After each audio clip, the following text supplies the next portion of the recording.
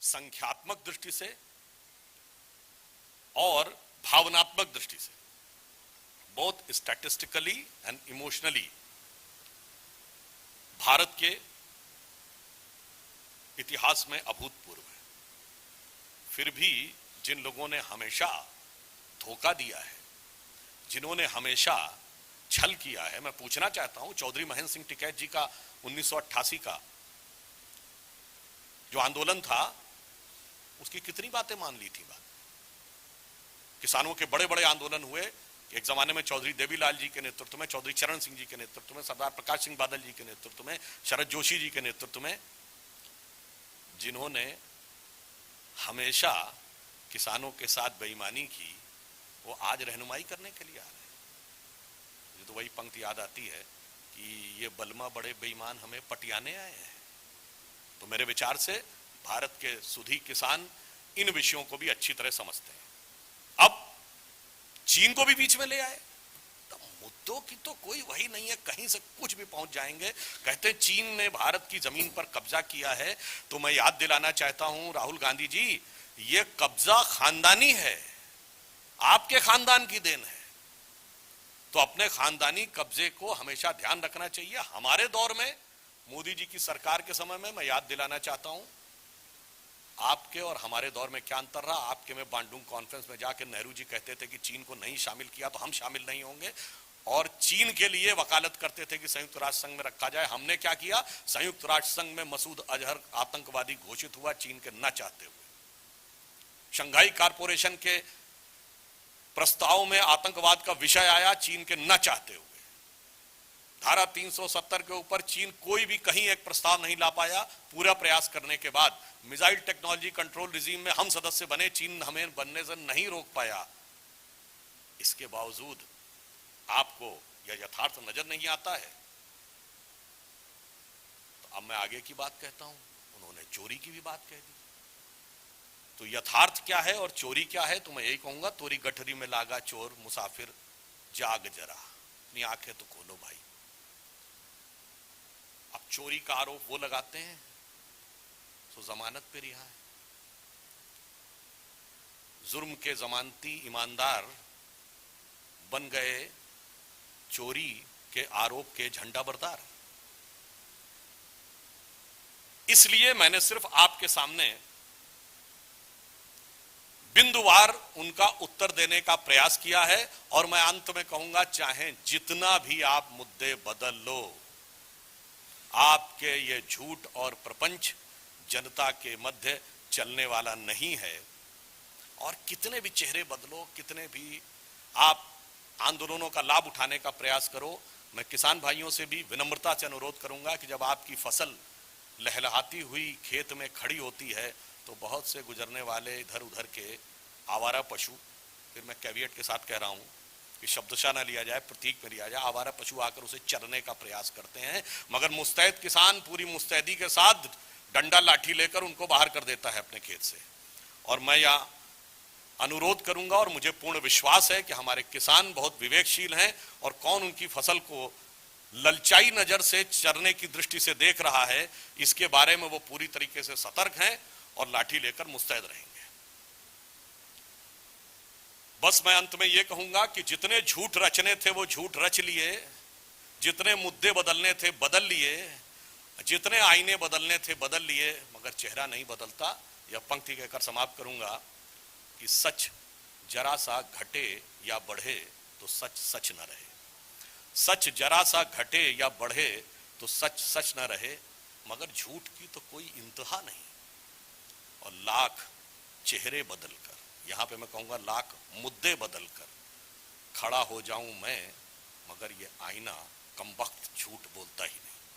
धन्यवाद। बहुत बहुत धन्यवाद। अगला पीसी है, इसलिए रुक जाइए, क्वेश्चन आंसर छोड़ दीजिए।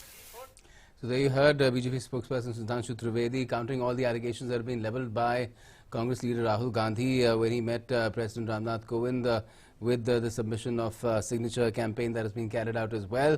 And he's refuted all the allegations levelled by the Congress and its leader, and also in a way shown the mirror to Congress and its allies past and present as to how they themselves were at the route of negating a lot of steps that were taken in the interest of farmers, and also jailing and taking action against farmer leaders like Chaudhry Charan Singh, whose birth anniversary was celebrated just yesterday. He also referred to former Prime Minister Atal Bihari Vajpayee, whose birthday is tomorrow, and that is also Good Governance Day. That action was also taken against him, against the farmers' interest by the Congress and its erstwhile and present allies, and all the allegations have been refuted as well, while saying that the Modi government is doing the best that it can for the interest of farmers, and these new farm laws, all three of them, are to serve the best interest of farmers as well as the country. Meanwhile, a delegation of 60 farmers of Kisan Mazdoor Sangh from Bagpat met Union Agriculture Minister Narendra Singh Tomar today at Krishi Bhavan. They extended their support to the new farm laws.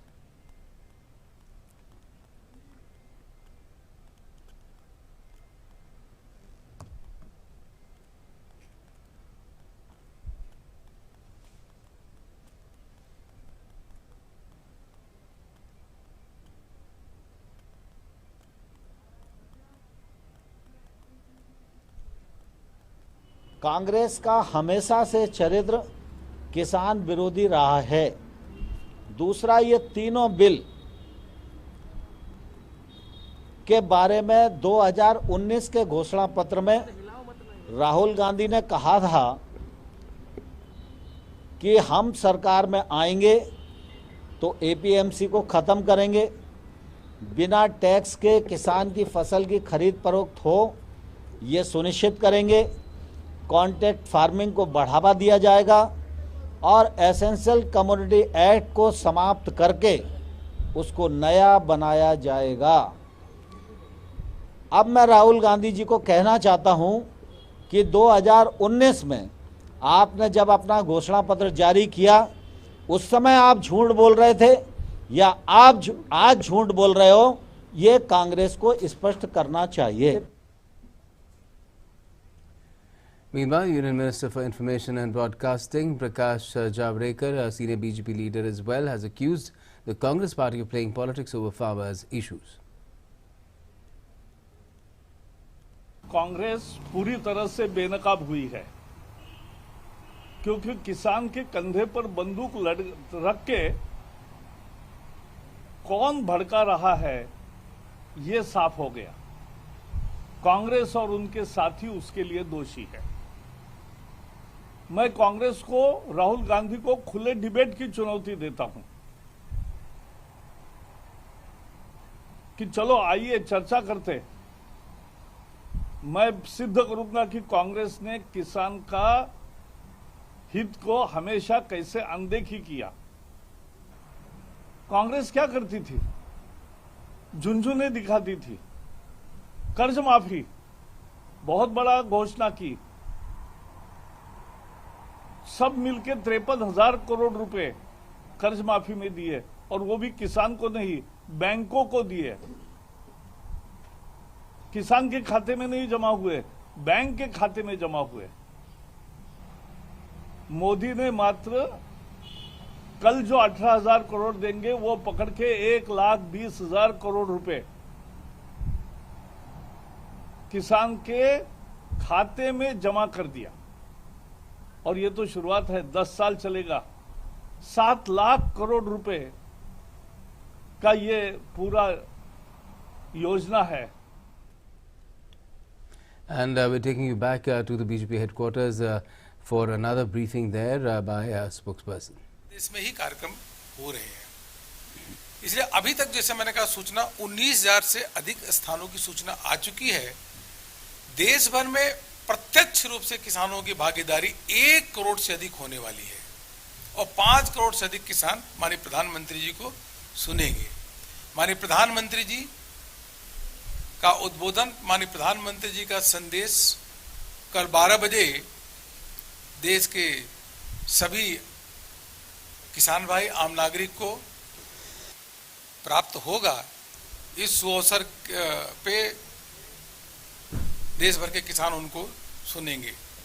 उससे पहले कार्यक्रम का स्वरूप 1 घंटे पहले 12 बजे माननीय प्रधानमंत्री जी का उद्बोधन शुरू होगा। 1 घंटे पहले 11 बजे से जो प्रमुख नेता या किसान हैं उनका उद्बोधन हर केंद्र पे होगा। इस कार्यक्रम में सभी सांसद, माननीय मंत्रीगण, मंत्री, केंद्रीय मंत्री, सभी भारतीय जनता पार्टी शासित राज्यों के मुख्यमंत्री और मंत्री, सभी विधायक, सभी मेयर, कारपोरेटर एवं सभी जनप्रतिनिधि भाग लेने वाले हैं। उसके साथ ही पार्टी के राष्ट्रीय पदाधिकारी, प्रदेश पदाधिकारी, जिला पदाधिकारी से लेकर के सभी प्रमुख कार्यकर्ता कल माननीय प्रधानमंत्री जी को सुनेंगे 12 बजे, और उससे पहले अलग अलग स्थानों पे उनका उद्बोधन भी होगा। देश भर के जो कोऑपरेटिव संस्थान हैं, मंडी है, वहां पे भी कार्यक्रमों का आयोजन हो रहा है। देश का किसान माननीय प्रधानमंत्री जी के साथ खड़ा है, क्योंकि उसका भरोसा है, उसका विश्वास मोदी जी पे है कि उन्होंने ही हमारा भला किया है। अभी तक नीम कोटेड यूरिया से लेकर के प्रधानमंत्री फसल बीमा योजना, पीएम किसान से लेकर के अन्य अन्य स्कीम जो भी किसानों की लिए आई है, एमएसपी में 2 गुना दाम करने की बात हो, तो इस प्रकार से भरोसा किसानों का माननीय प्रधानमंत्री जी के ऊपर है। हम भी जहां जहां भी गए हैं, एक चीज मैंने देखा, देश के कोने में कहीं पे भी किसी प्रकार का अगर 1-2 जगह छोड़ दे तो कोई विरोध नहीं है। सभी प्रधानमंत्री जी के जो उन्होंने कदम उठाए हैं किसानों के भलाई के लिए, उनकी आमदनी दोगुनी करने के लिए, उसका अभिनंदन कर रहे हैं। और कार्यकर्ता भी अलग अलग स्थानों पे जाकर के, किसान भाई भी अपना उद्बोधन दे रहे हैं। अलग अलग जो अभी तक की उपलब्धि रही है, जैसे 1 लाख करोड़ रुपए एफपीओ के माध्यम से खर्च होने वाले हैं, उसी प्रकार से जैसा मैंने बताया, सॉयल हेल्थ कार्ड 22 करोड़ अभी तक बन चुके हैं। पीएम फसल योजना 7 करोड़ 93 लाख, पीएम किसान योजना के अंतर्गत कल फिर किसान भाइयों के को मिल ही रहा है। और मैं एक चीज बताना चाहूंगा, केवल एक ही उदाहरण दूंगा। जब यूपीए की सरकार थी 2009 से 14, तो दाल, जो तुअर दाल होती है, उसकी खरीदी 2009 से 14 के बीच में 1,52,000 मीट्रिक टन हुआ था, 1.52 लाख मीट्रिक टन। और जब से केंद्र में मोदी जी की सरकार है, 2014 से 2019 के बीच में 112.28 लाख मीट्रिक टन, 74 गुना अगर दालों में के मामले में खरीदी अगर बढ़ी है तो मोदी जी के समय में हुए 74 टाइम्स। और इसी प्रकार से अगर धान और गेहूं की खरीद भी देखें तो यूपीए के समय में अगर पूरा 3.74 लाख करोड़ रुपए अगर खर्च हुआ, तो अभी 5 सालों में 8 लाख करोड़ रुपए इस धान और गेहूं के खरीद में खर्च हुआ। मैं एक चीज की बात बता रहा हूं, यही मैं आप सबको बताने के लिए आया था। सभी मुख्यमंत्री, केंद्रीय मंत्री, सांसद, विधायक, मेयर, काउंसलर, पार्टी के सभी पदाधिकारी कल व्यापक स्तर पे देश में के कार्यक्रमों में भाग लेंगे। 19,000 की सूचना आ चुकी है, 19,000 से अधिक कार्यक्रम होंगे। 1 करोड़ से अधिक किसान प्रत्यक्ष रूप में कार्यक्रमों में भाग लेंगे। 5 करोड़ से अधिक किसान माननीय प्रधानमंत्री जी को सुनेंगे, माननीय प्रधानमंत्री के संदेश को सुनेंगे, और यह उत्सव के रूप में कल का कार्यक्रम होगा। यही मुझको आप सबको बताना था। कौन नेता कहां पे जा रहा है, इसकी जानकारी प्रदेश से आपको मिलेगी। इसकी जानकारी अभी मैं यहां से नहीं दे रहा हूं, क्योंकि इसकी मैं पढ़ने लगूंगा तो बहुत समय लगेगा।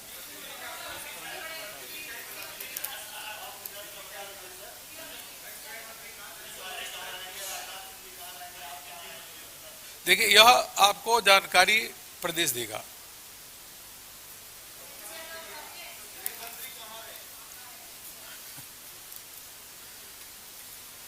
गृहमंत्री दिल्ली में रहेंगे। बाकी हर प्रदेश के आप संपर्क करिए, प्रदेश के पास सूची है और भैया प्रदेश से आपको पूरी जानकारी मिलेगी। बस इतना मैं बता दिया कि माननीय केंद्रीय मंत्री और सभी मुख्यमंत्री भारतीय जनता पार्टी के सभी all the chief ministers, all the MPs, all the MLAs, they are going to participate and listen honorable Prime Minister who is going to speak at 12 o'clock and address. मैं लोनी जा रहा हूं गाजियाबाद में।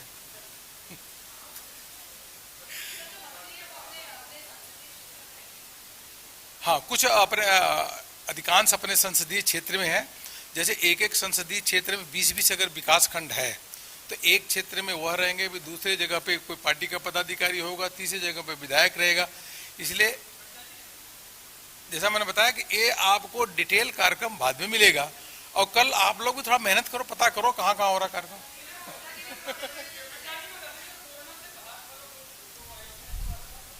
एक कल पता चलेगा। Well, there you heard the BJP's press conference related to the Prime Minister's program tomorrow, where PM Kisan, he'll be, with a touch of a button, he'll be releasing the next installment of the PM Kisan funds for over 9 crore farmer families. They're the beneficiaries of this scheme, under which 6,000 rupees are being transferred on 2,000 rupees a quarterly basis to these farmer families. And he gave details of how many other farmers will be joining the Prime Minister, because the PM, after releasing those funds, will also be interacting with the farmers from at least 6 states. So he said around 1 crore farmers will be tuning into that as well. The PM will be addressing them via video link and also interacting with them. Now, farmers are deriving benefits from the new agricultural laws introduced by the central government. Farmers are able to sell their produce anywhere in the country. Farmers from Anantapur district, those who have been cultivating chilies, stood as an example of this. The farmers from Avula Datla village sold the crop at an unprecedented price, and they've expressed happiness for being able to sell their crop at a higher price than ever before. We are cultivating chilies since long time, and we used to sell it for low prices. But now the agricultural bill brought by the central government facilitated us to sell our crop at Karnataka market, and I sold the crop at 36,999 rupees, which was more than the old prices. Bills brought by the central government are definitely going to benefit us.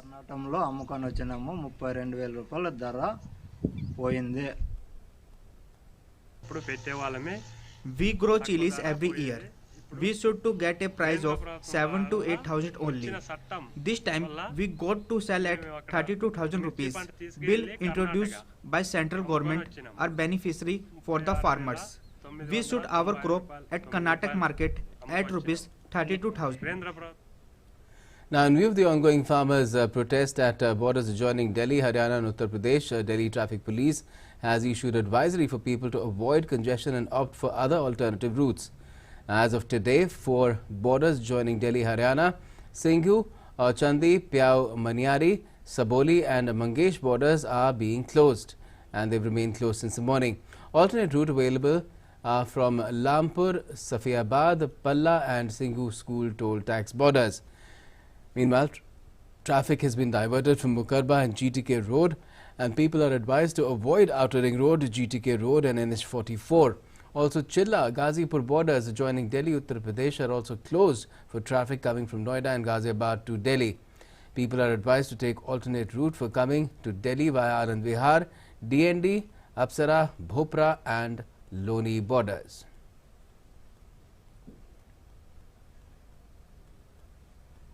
Now, Union Minister for Social Justice and Empowerment, Thawarchand Gehlot, today launched the Swachhata mobile app. On the occasion, the minister said that manual scavenging has been banned long back in the country, and now with this app, if ordinary citizens get information about manual scavengers, they can complain about it on the app. इससे मुक्त करा करके एक मुश्त 40,000 रुपए की आर्थिक सहायता देंगे और उनको अगर कौशल प्रशिक्षण लेने के योग्य है तो कौशल प्रशिक्षण देंगे। कौशल प्रशिक्षण के दौरान उनको 3,000 रुपये मानदेय देंगे और कौशल प्रशिक्षण के बाद लोन आदि दे करके उनको स्वावलंबी बनाने की दिशा में आगे बढ़ेंगे। The Economic Offence Wing of the Delhi Police has arrested a retired Chief Manager of Punjab National Bank, Shailendra Kumar Upadhyay, for allegedly defrauding by opening an account in a fake name and accepting a loan of 2.5 crore rupees. Two more accused involved in the embezzlement and misappropriation of funds scheme were also arrested. Let us now take a look at the update on the COVID-19 battlefront from across the country. Well, 29,791 recoveries have been recorded yesterday, taking the cumulative total of recovered patients to 96,93,173. With this, the recovery rate is currently standing at 95.75%. India's three-pronged strategy to test, trace and treat is proving to be a success. The fatality rate has dropped to 1.45%, with 1,46,756 deaths recorded so far. The number of active COVID-19 cases in India is now at 2,83,849, which is 2.8% only of the total cases reported so far. Let us also take a quick look at the updates of the COVID-19 battlefront from across the world. COVID-19 pandemic continues to loom large over the world, infecting more than 7 crore 90 lakh people, while the tally for recoveries has crossed 5 crore 56 lakh mark worldwide. The virus has claimed over 17 lakh 36,000 lives globally. The US remains the worst affected from COVID-19, with more than 1 crore 89 lakh cases of infection and over 3 lakh 34,000 fatalities, followed by Brazil in terms of the death toll, where around 1 lakh 89,000 people have lost their lives due to COVID-19 pandemic.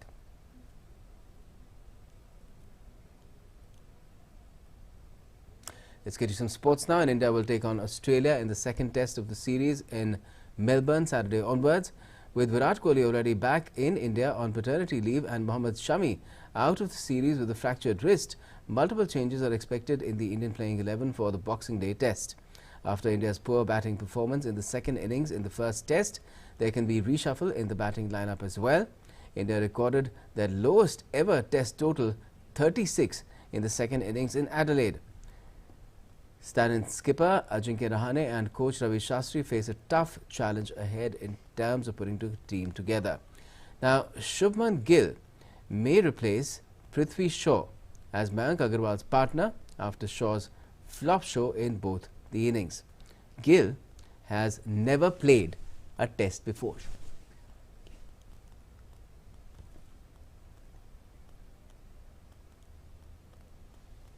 Ravindra Jadeja had missed the final two T20Is and the first test due to the concussion and a hamstring injury suffered during the first T20I. He may also feature in the playing 11. Wicketkeeper Rishabh Pant could come in place of Ridhwan Saha because of his batting skills, and there could be some other changes as well. These are simply speculations.